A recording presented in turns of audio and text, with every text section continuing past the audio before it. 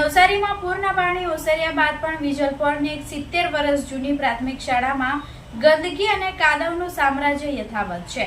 શાળામાં ભણવા માટે યોગ્ય વાતાવરણ ન હોવાથી વિદ્યાર્થીઓને ભારે મુશ્કેલીનો સામનો કરવો પડી રહ્યો છે। શાળામાં ગંદકી અને કાદવ હોવાથી વિદ્યાર્થીઓ વિજલપોરના પશ્ચિમ વિસ્તારમાં આવેલા સાંઈબાબા અને હનુમાનજી મંદિરે પહોંચ્યા હતા। તેમણે વહેલી સવારે મંદિરમાં પ્રાર્થના કરી અને અસ્થાયી રૂપે ત્યાં જ અભ્યાસ શરૂ કરવાની ફરજ પડી હતી। નવસારી મહાનગરપાલિકામાં સફાઈ કર્મીઓની અછતના કારણે પૂરગ્રસ્ત વિસ્તારોમાંથી કાદવ કીચડ હટાવવાની કામગીરીમાં વિલંબ થયો હતો। આ કારણે અનેક રહેણાંક અને શૈક્ષણિક સંકુલોમાં રોગચાળો ફાટી નીકળવાનો ભય સેવાઈ રહ્યો હતો।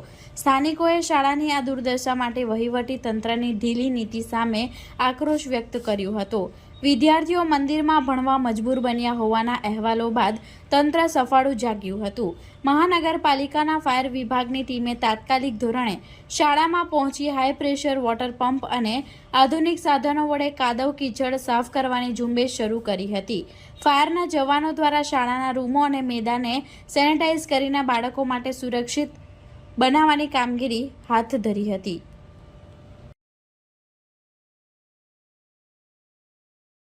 हाँ, समस्या तो मंगळवारे पाणी भराई गयेला हता, तेनी साथे कीचड़ पण अंदर आवी गयो हतो। बुधवारे पाणी उतरी गया पछी कीचड़ कम्पाउंड में जे रही गयो अने नीचेना ओरडाओमां पण थोडुं थोडुं पाणी आवी गयेलुं हतुं, 2-3 इंच जेटલું, जे अमे गईकाले स्टाफ मळीने सफाई करी ज नाखी हती बुधवारे। अने आ कम्पाउंड माटे महानगरपालिकानो कॉन्टेक्ट करीने बंबावाळाने बोलाववा माटे फोन कर्या हता। आखो दिवस सवारथी सांज सुधी कॉन्टेक्टमां हता।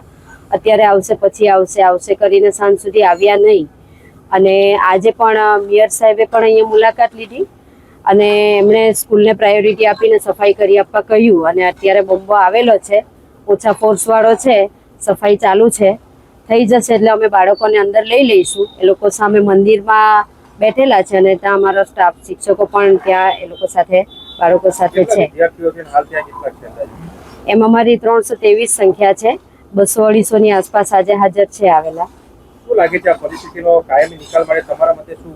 કાયમી નિકાલ તો સ્કૂલનું લેવલ થોડુંક રોડથી ઊંચું હોય, આ કમ્પાઉન્ડનું લેવલ તો એ સમસ્યા થોડી ન રહે, કેમ કે સ્કૂલનું લેવલ નીચું છે અને રોડ ઊંચો છે એટલે અંદરનું બહારની ગંદકી આવી જાય।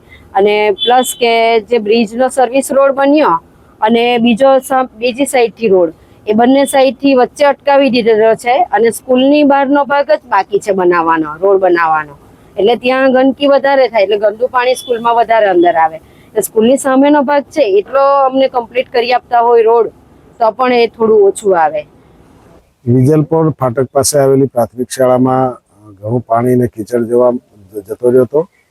આજે બાળકોને બીજી જગ્યાએ બેસાડવામાં આવ્યા છે ને અત્યારે સ્થળ મુલાકાત કરીને ત્યાં સફાઈ કામગીરી શરૂ કરી છે।